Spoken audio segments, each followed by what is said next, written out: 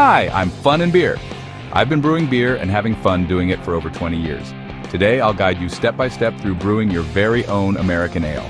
We'll cover all the equipment and ingredients you'll need to craft a 5-gallon batch, so you can follow along and enjoy the fun in beer making. Don't forget to like and subscribe. I share new recipes every week. Let's dive in and get brewing.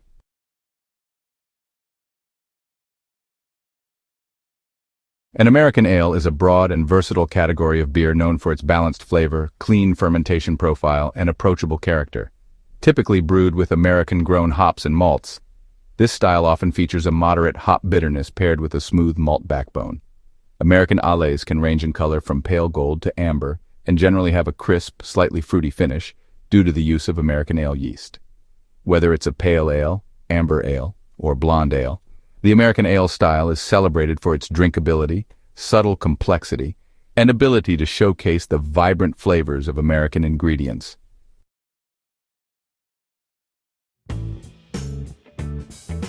First, we will start with the essential equipment you'll need to get started brewing.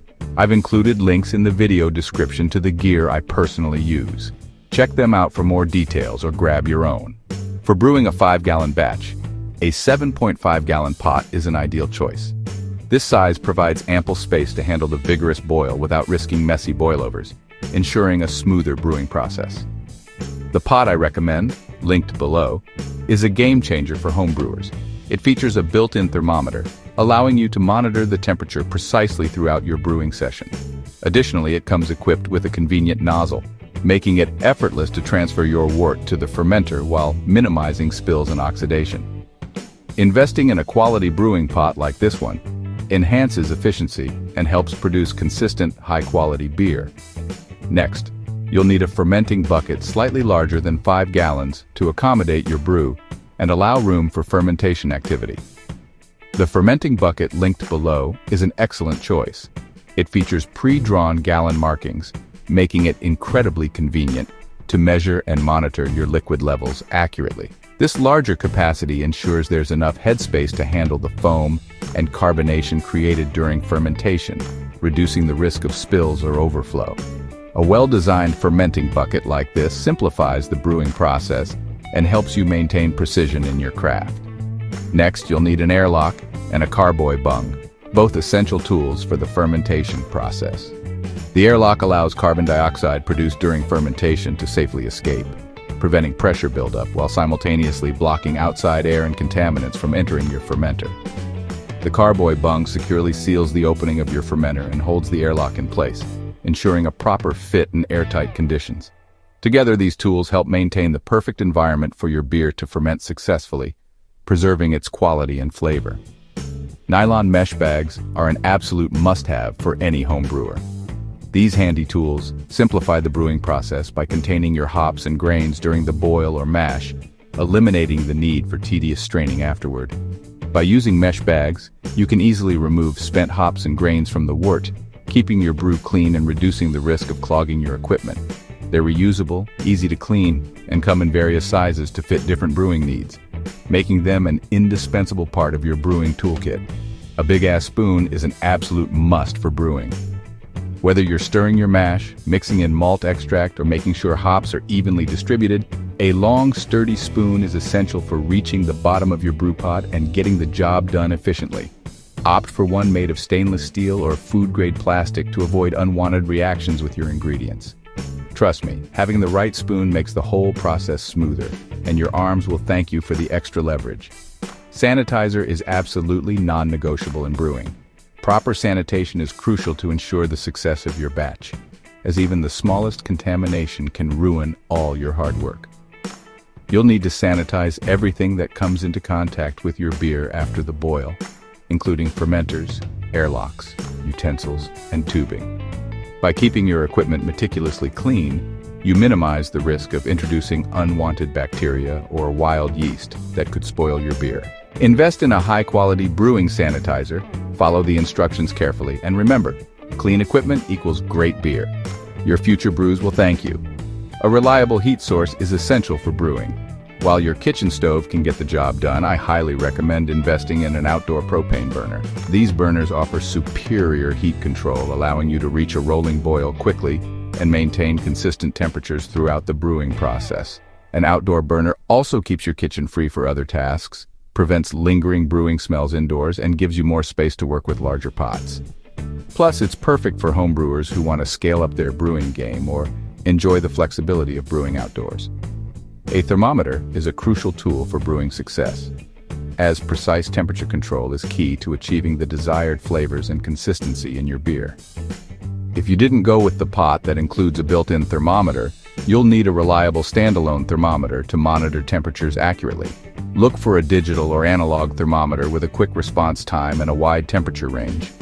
This ensures you can accurately measure everything from mash temps to the cooling phase.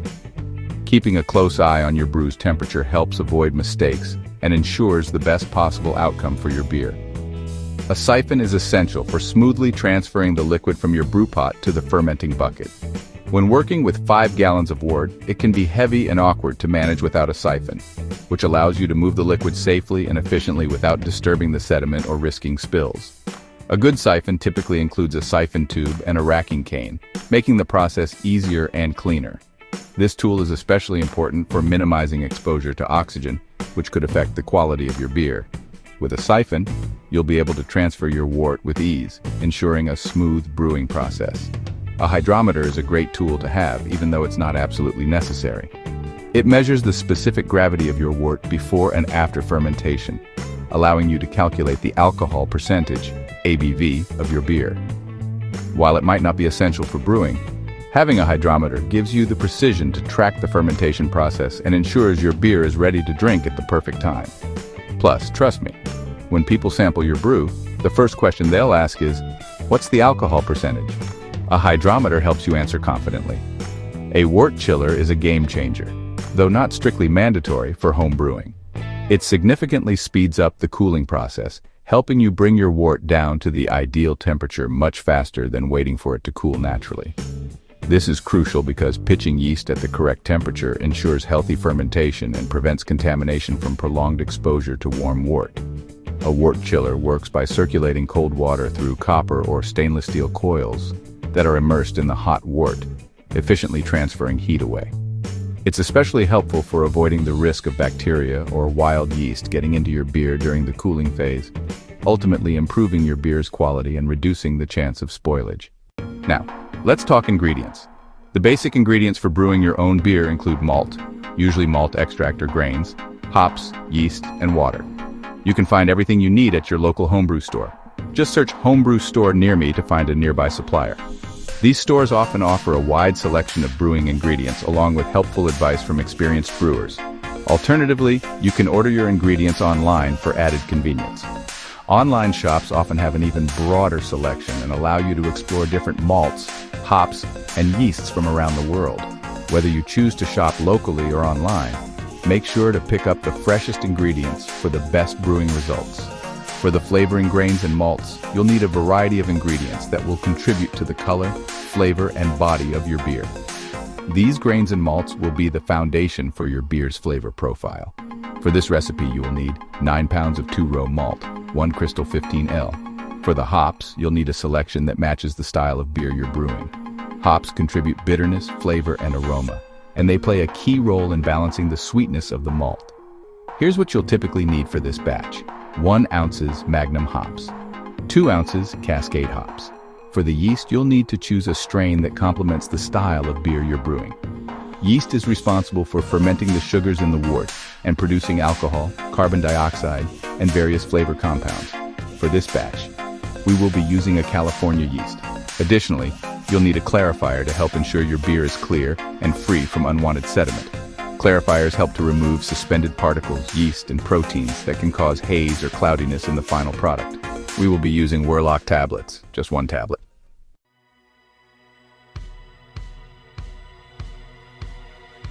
All right, let's get brewing. First, fill your fermenting bucket with 5 gallons of water. If your bucket doesn't have a 5-gallon mark, simply draw one with a permanent marker to ensure accurate measurements. Once you've added the water, continue filling it to the rim to ensure you're at the correct volume. Next, add 1 ounce of sanitizer to the water. This step is crucial to ensure that all equipment coming into contact with your wort will be sanitized properly. Stir the solution thoroughly, making sure all surfaces of the bucket are sanitized. Let it sit for a few minutes and then drain the bucket, ensuring that no sanitizer residue remains. This ensures a clean and safe environment for fermentation. Now, if you're using liquid yeast, remove it from the fridge and allow it to warm to room temperature for about 15-30 minutes. This step helps activate the yeast as it performs best at fermentation temperatures and will be more likely to start working vigorously once pitched into the wort. For dry yeast, simply follow the rehydration instructions on the packet.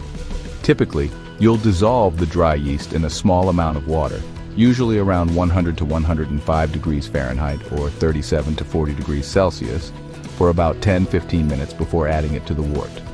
This helps rehydrate the yeast and gets it ready to ferment. Make sure not to use water that's too hot, as it can damage the yeast. Next, add 2 to 3 gallons of clean water to your pot, depending on the size of your batch. The quality of water is crucial, as it directly impacts the taste of your beer. Avoid using hose water, as it can contain chlorine, chloramine, or other contaminants that could negatively affect your beer's flavor. If you're using tap water, it's a good idea to treat it by either filtering it or letting it sit for a day to allow any chlorine to dissipate. If you're unsure about the water quality, you might want to use bottled or filtered water to ensure your beer tastes its best. Once the water is in the pot, you're ready to continue with the next steps of the brewing process. Place the pot on your heat source and turn on the heat to begin heating the water. You'll want to bring it to a gentle boil. This step is the foundation for when you add your malt, hops, and other ingredients, so it's important to monitor the temperature as it rises. If you're using a propane burner or another heat source that heats quickly, keep a close eye on the pot to avoid a boil-over. It's also a good idea to stir occasionally to help evenly distribute the heat throughout the water. Once the water starts to boil, you're ready to begin adding your malt extract and hops for the brewing process. Now place all your flavoring grains and malt into a large nylon mesh bag. This will make it much easier to handle and strain out the grains later in the brewing process. The mesh bag will allow the water to pass through and extract the flavors, sugars, and color from the grains, while keeping the solid grains contained. Secure the bag with a knot or drawstring to prevent it from floating around in the pot. Once your water has reached the appropriate temperature, you can add the mesh bag filled with grains into the pot. Stir occasionally to ensure the grains are fully immersed and extract their flavors properly. Submerge the bag filled with flavoring grains and malt into the heating water and steep for 30 minutes. Make sure the bag is fully submerged but doesn't touch the bottom of the pot, as direct contact could result in scorching the grains. To help with this, you can suspend the bag using a spoon or a hook, ensuring it stays in the water without resting on the pot's surface. During the steeping process, stir occasionally to ensure the grains are evenly soaked. This will help extract the desired flavors, color, and sweetness from the malt. After 30 minutes, you'll be ready to remove the bag and move on to the next step in your brewing process. If the water temperature reaches 170 degrees Fahrenheit, 77 degrees Celsius, try to maintain it throughout the steeping process. 170 degrees Fahrenheit is the ideal temperature for steeping most flavoring grains and malts, as it helps extract the right flavors without over-extracting tannins, which could result in undesirable astringency. If the water temperature rises above 170 degrees Fahrenheit, 77 degrees Celsius, reduce the heat or turn it off completely to avoid over-extracting tannins from the grains, which could lead to an unpleasant bitterness. Once you've adjusted the heat, let the grains continue to steep until the full 30 minutes have passed. During this time, keep an eye on the temperature to ensure it stays within the optimal range. If necessary, you can remove the pot from the heat source for a brief period to allow the temperature to settle before resuming the steep. Once the 30 minutes are up, you can move on to the next steps in your brewing process, such as removing the grain bag and bringing the wort to a boil. Once the 30-minute steeping time is up, remove the grain bag from the pot and let it drain into the pot, making sure to extract as much liquid as possible. After that, bring the water to a boil. Stay close to your pot during this stage, as the wort will begin to foam as it heats up. Be prepared to adjust the heat to prevent a boil-over. If foam starts to rise too quickly, lower the heat temporarily until the foam settles. Once the foam subsides, you can bring the heat back up and continue boiling. The goal here is to maintain a rolling boil for the next phase of your brewing process, when you'll add your malt extract, hops, and other ingredients. Keep an eye on the pot to ensure the boil stays consistent. Now add your Magnum hops to a mesh bag to contain them and prevent loose hop particles from floating around in the wort. Place the mesh bag into the pot with the boiling water. This hop addition will provide bitterness to balance the sweetness of the malt. Once the hops are in, start your timer for a 60-minute boil. This is the primary boiling phase, where you'll add other hops and ingredients at specific intervals. Keep an eye on the boil, adjust the heat as necessary to maintain a steady rolling boil, and be ready for the next hop additions and other steps as the timer progresses. During the boil, sanitize everything that will come in contact with the beer after cooling to prevent contamination. This includes the fermenting bucket, airlocks, thermometer, hydrometer, spoons, and any other utensils you'll use during the fermentation process. A quick tip is to use the sanitizing solution from step 1, the water and sanitizer mixture, for this purpose. Just make sure to thoroughly sanitize all these items and set them aside, ensuring they stay clean and ready for use once the wort is cooled. Keeping your tools and equipment sanitized is crucial to avoid any unwanted bacteria or wild yeast that could ruin your batch.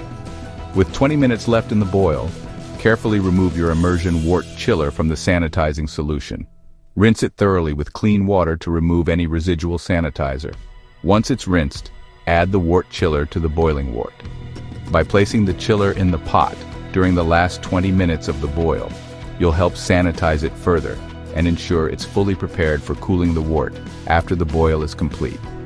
Make sure the chiller is submerged and positioned so that it can efficiently cool the wort later on, and keep an eye on the boil to finish out your brewing process.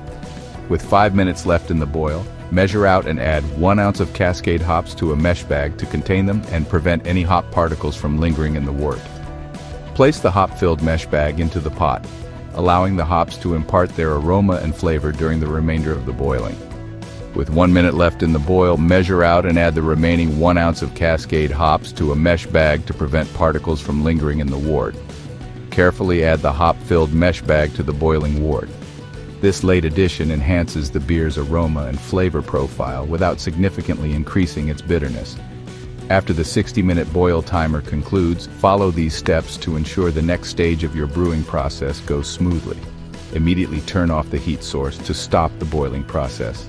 This will prevent overboiling and help bring the temperature down quickly. Carefully remove your hop bags from the pot. Gently squeeze out any remaining wort from the bags, being careful not to burn yourself as the wort is still hot. Discard the hop bags. Add your Whirloc Clarifier tablet to the wort. This will help coagulate proteins and other particles, making it easier to clarify the wort later on. Stir gently to dissolve the tablet and help it mix evenly into the wort.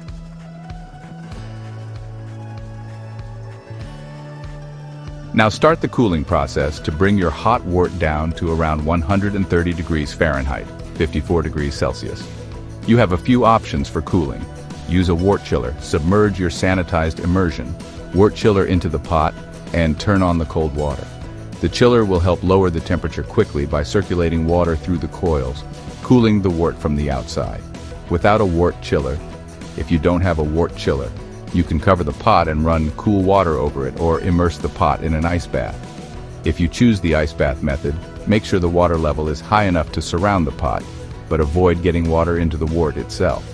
While the wort is cooling, empty the sanitizing solution from the fermenting bucket and rinse it thoroughly with clean water. This ensures that any residual sanitizer is removed, leaving the bucket clean and ready for the cooled wort. Make sure the bucket is completely rinsed and free of any sanitizer before moving on to the next step of transferring the wort. This is a crucial step to avoid any contamination that could affect the fermentation process. Once your fermenting bucket is clean, it will be ready to receive the cooled wort. Once the fermenting bucket is clean and rinsed, add 2 gallons of cold, clean water to the bucket. This helps lower the temperature of the wort further and brings the total volume up to the desired amount for fermentation. The cold water will mix with the cooled wort, bringing it closer to the optimal fermentation temperature, usually around 65 to 75 degrees Fahrenheit for ales. Be sure to stir gently to ensure everything is well mixed. And once the wort is at the correct temperature, you're ready to transfer the wort into the fermenting bucket. When the wort reaches 130 degrees Fahrenheit or lower, transfer it to the fermenting bucket with the 2 gallons of cold water you added earlier. Stir the mixture gently to combine the cooled wort and water thoroughly. Next, fill the fermenting bucket to the 5-gallon line with additional cold water. Stir again to ensure an even mixture. After this, cover the fermenting bucket with the lid and allow the wort to cool further until it reaches the ideal fermentation temperature range of 70 to 80 degrees Fahrenheit. This may take some time, depending on the ambient temperature. Once the wort reaches the proper temperature, you're ready to move on to pitching the yeast and starting the fermentation process. Once the wort has cooled to 70 to 80 degrees Fahrenheit, take a sample using a sanitized hydrometer to measure the specific gravity. This reading will help you determine the potential alcohol content of your beer once fermentation is complete. Important note: do not return the sample back to the wort after taking the hydrometer reading. This helps prevent any contamination from entering the fermenting wort. You can discard the sample or save it for a small taste test if you're feeling adventurous. After you've taken the reading, you're ready to pitch the yeast and begin fermentation. Now it's time to pitch the yeast. Add your California ale yeast to the cooled wort in the fermenting bucket. If you're using liquid yeast, simply pour it directly into the wort. For dry yeast, sprinkle it evenly across the surface of the wort. There's no need to stir the yeast in immediately, as the yeast will naturally begin to hydrate and sink into the wort. Make sure to secure the lid on the fermenting bucket and insert the airlock. Your yeast is now ready to start the fermentation process. Place the fermenting bucket in a cool, dark area where the temperature is consistent and within the ideal fermentation range for your yeast, usually between 65 to 75 degrees Fahrenheit. Keep an eye on it over the next few days to observe the fermentation activity. Store your fermenter in a cool, dark place where the room temperature stays between 60 to 70 degrees Fahrenheit. This is the ideal temperature range for the fermentation of most brews, allowing the yeast to work efficiently without stressing or producing off flavors. Make sure the area is free from direct sunlight or temperature fluctuations that could interfere with the fermentation process. Once stored, allow the yeast to do its job, and you should start to see signs of fermentation like bubbling in the airlock within 24-48 hours. Patience is key during this phase. Gently tap the fermenting bucket daily to release any trapped air that may accumulate. This helps prevent excessive pressure buildup inside the bucket and ensures the airlock functions properly. Tapping also helps redistribute any yeast that may have settled at the bottom, encouraging active fermentation. Be gentle to avoid disturbing the wort too much. As fermentation progresses, you'll likely hear bubbling in the airlock, indicating that the yeast is working and producing CO2. Keep monitoring the process until fermentation is complete. After 14 days, which includes 7 days of fermentation and 7 days of settling, your beer should be ready to be bottled or kegged. By this point, the fermentation process is complete, and the yeast has had time to settle at the bottom of the fermenter. Before bottling or kegging, you can take a final hydrometer reading to confirm that fermentation is finished and the specific gravity is stable. When you're ready to bottle or keg, be sure to sanitize all equipment that will come into contact with the beer, such as bottles, caps, or kegs, to avoid any contamination. Enjoy the final steps of your brewing process. Your homemade beer is almost ready to drink.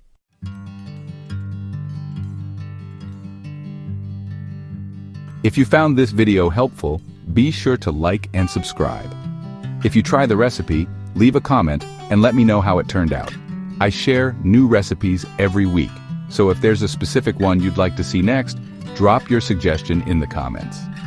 This has been Brewing with FUNnBEER, beer made for good times.